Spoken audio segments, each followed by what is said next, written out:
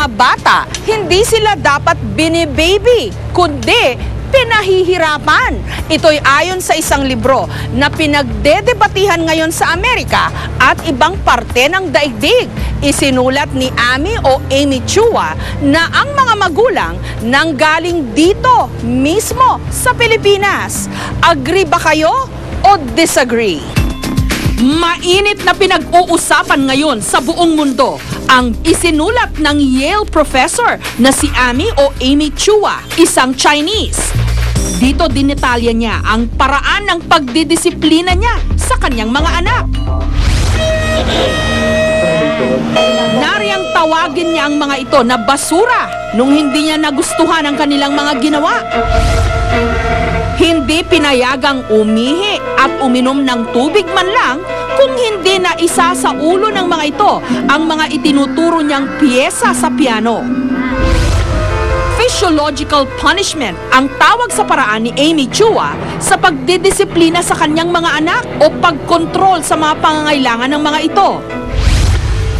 Sa ganitong paraan din daw kasi siya pinalaki noon ng kanyang mga magulang na Chinese na dito sa Pilipinas nanirahan bago nag-migrate sa Amerika. Na-interview ng GMA News si Amy sa Amerika habang ipinopromote ang kanyang libro. This book, and this is the important part, is basically the story of our family's journey and my own transformation as a mother. Dahil sa mga isinulat ni Chua sa kanyang libro, muling uminit ang debate kung dapat ba silang pulbusin ng pagmamahal o sabunin sa disiplina at pahirapan. Kamay mo! Ayusin mo! Pati sa Time Magazine at iba pang mga prestigyosong babasahin, tinalakay ang kontrobersyal na isyung ito. Ang opinyon ng iba, baka nga raw ang sikreto sa pag-unlad ng China at ng ibang mga bansa sa Asia ang pagdisiplina nila sa kanilang mga anak. Katunayan sa China, may therapeutic school na parang kampo militar. Dito ipinapasok ang mga sutil na bata. Ang tawag nila rito, brat camp. Wala na mga kapusa. Kapuso. Hindi, kapusa kasi talaga Hindi, mahilig kasi ako sa pusa. Ang TV personality na si Valerie Tan, bunso at nag-iisang babaeng anak. Super strict ang kanya raw mga parents. Tuwing summer nga raw, sa halip na pagbakasyonin, ini-enroll si Valerie ng kanyang mga magulang sa mga summer activity, katulad ng speech at hosting workshop. Pagpatak naman daw ng alas 6 ng gabi, dapat nasa bahay na siya. Naalala ko nung high school, 4 times a year na ako lumalabas with friends. Kasi yun lang yung time na pwede kaming mag-mall. Nung bata ako, hindi ko naman nakikita na parang wala akong childhood kasi yun na talaga yung kinalakihan ko. Pero ngayon, nauunawaan na raw ni Valerie ang ginawang pagpapalaki sa kanya. Para sa akin, ang naging epekto nun, yung mindset ko, hindi mo kailangan mag-give up. Kailangan push yourself. Hindi ka pwede sumuko, kailangan galingan mo, kailangan i-perfect mo.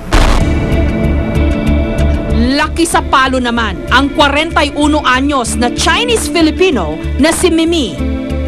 Old-fashioned kasi yung generation ng parents ko, so we were brought up talagang Chinese, discipline-wise. Talagang lumaki ako sa palo. Sorry, Papa.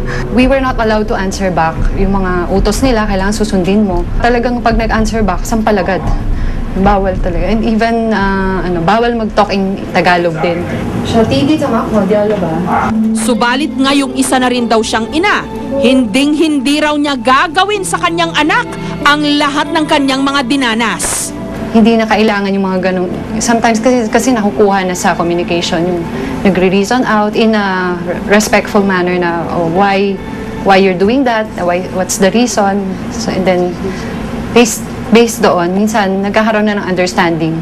Happier kid siya. Because of that, nag-excel siya sa school. Ayusin mo yung paa mo! Sa kabila nito, marami pa rin ang naniniwala sa corporal punishment, kung saan nagiging pisikal ang pangangaral sa mga bata. Sa tuwing haharap daw ng salamin ang 16 anyos na si Ana, hindi niya tunay na pangalan. Lagi raw siyang naaawa sa kanyang sarili. Ang mga latay at pasaraw kasi sa kanyang katawan, gawa mismo ng kanyang ina.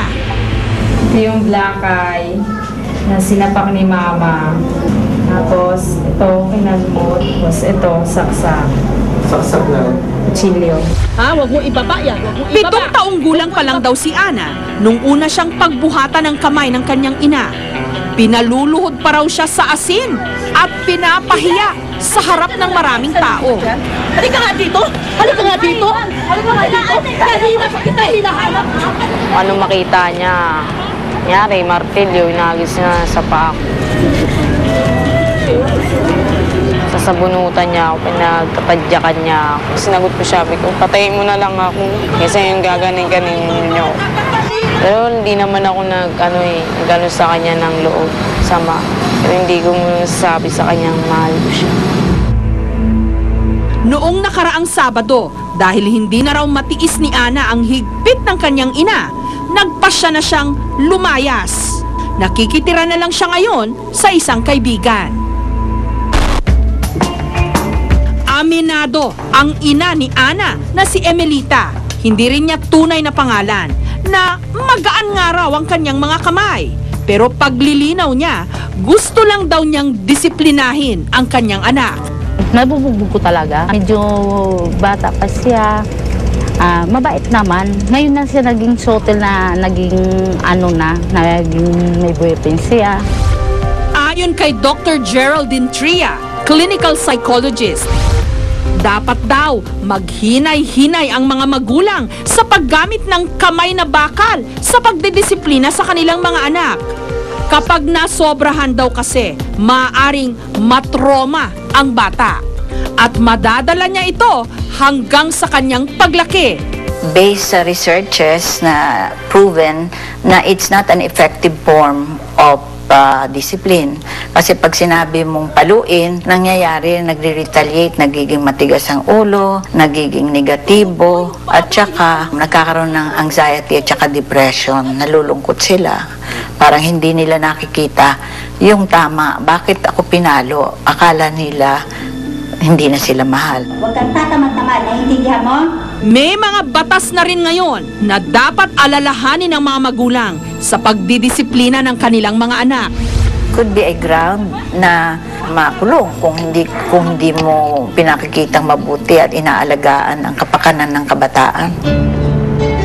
Samantala, dahil hindi raw kayang tiisin ni Emelita ang anak na si Ana, susunduin niya na ito. Nung magkaharap ang mag-ina, Ano, gusto mo ba sumama o hindi? Ayoko yung sumama. Dito ka na tumira. Sige ha? Yan ang gusto mo. Wala na akong magawa. O yan ang gusto mo sa akin. dahil hindi na amo ni Emelita na umuwi ang kanyang anak, Masakit man talaga na magulang ako na hindi masama yung anak ko. Okay na rin, naintindihan ko na rin yung kalagayan niya Kung magbago man siya, tanggap ko pa rin. Kahit anong oras na pumupunta sa amin. maraming henerasyon na ang nagdaan. Noon hanggang ngayon, pinagtatalunan pa rin kung ano nga ba ang tamang pagpapalaki sa mga anak. Kamay na bakal ba? O mga halik at yakap? Sa anumang paraan sila disiplinahin, tiyakin lang na aral at hindi takot o pagkamuhi ang lalatay sa kanilang buhay.